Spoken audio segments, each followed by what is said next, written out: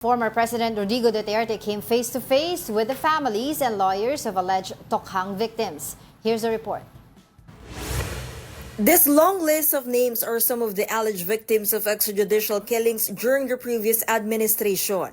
It was shown at the Senate by Father Flaviano Villanueva of Program Paghilom. 329 names. Pinaslang lahat. Lahat po ay may pamilya na wala ng breadwinner. At ngayon ay naghihikahos, ngunit lumalaban.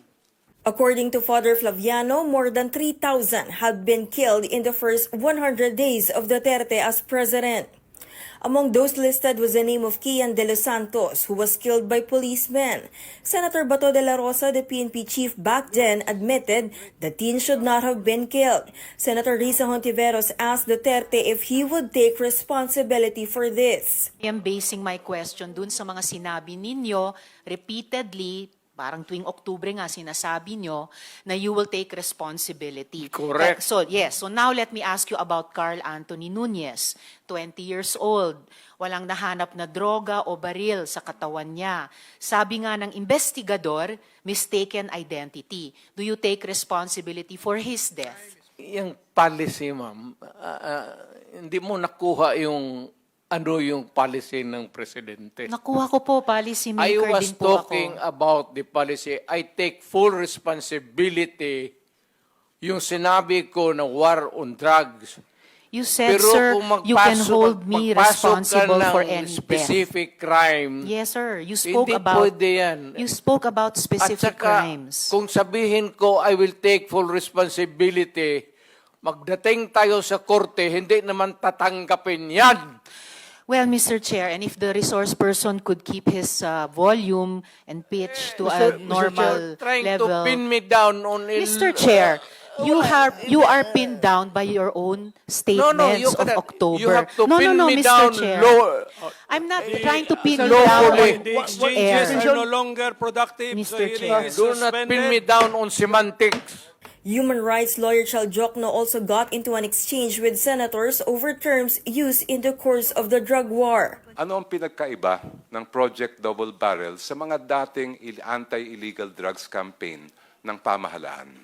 Dalawa po ang pinagkaiba. Unang-una, may utos sa loob ng command circular na yan na mag-neutralize at mag-negate ng mga suspected illegal drug personalities.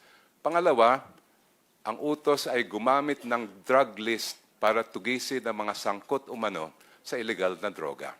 Na puro killing lang ang gusto niyang palabasin. Kung gusto kong patayin yung mga suspect na yan, bakit pa ako gagamit ng neutralized? For News 5, Camille Samonte, We Are One News.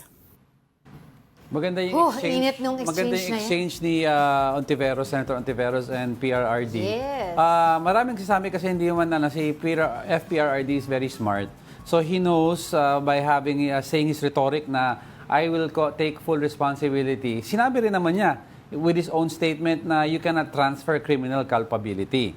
So alam niyang walang kaso sa kanya if some of the policemen engage in what you call a EJK because you cannot transfer criminal culpability. Alam niya yon. So that's why he's saying that, 'di ba? Ang sinasabi naman ni Senator Risa Hontiveros trying to get him on the record, on the record of the Senate, on the record of TV na to have him outrightly say, 'di ba, na utos ko yes, 'yan. oo. I'll take responsibility, utos ko 'yan.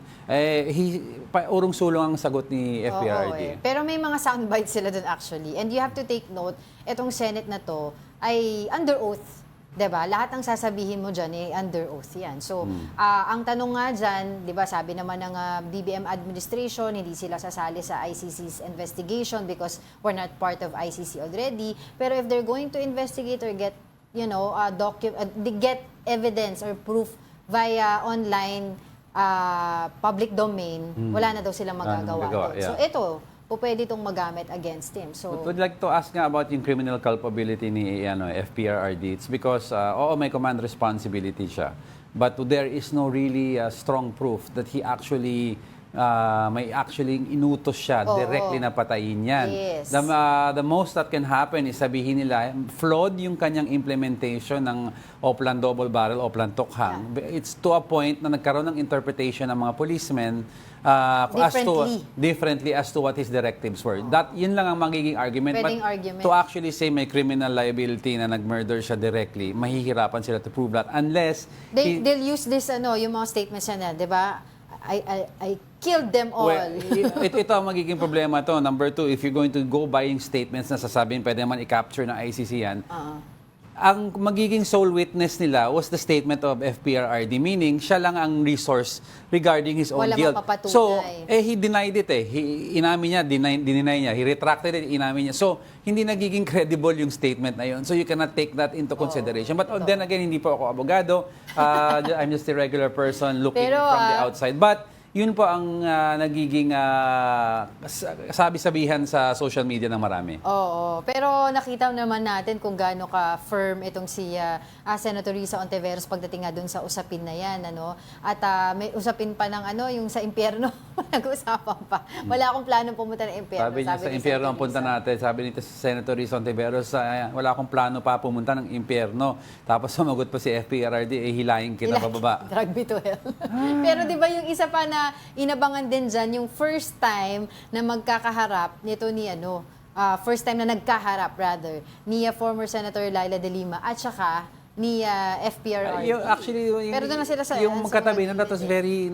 very ironic for me because nagagalit si FPRRD kay Grijaldo. Sinasabi, kakasuhan ko yan ha. Sabi niya, kakasuhan ko yan talking about Abante, Congressman Abante and Dan Fernandez because Allegedly, they're having you sign a statement or make a statement accusing people na wala namang ginagawa. Tapos katabi niya one seat away si Senator De Lima. Sabi nito Senator De Lima, on the record, yung po yung ginawa sa akin. Pinilit nilang gumawa ng salaysay against me na hindi naman totoo. So, oh my gosh. the hearing Makulay. yesterday was full of ironies and I don't know how to describe it. Color. And a lot of color.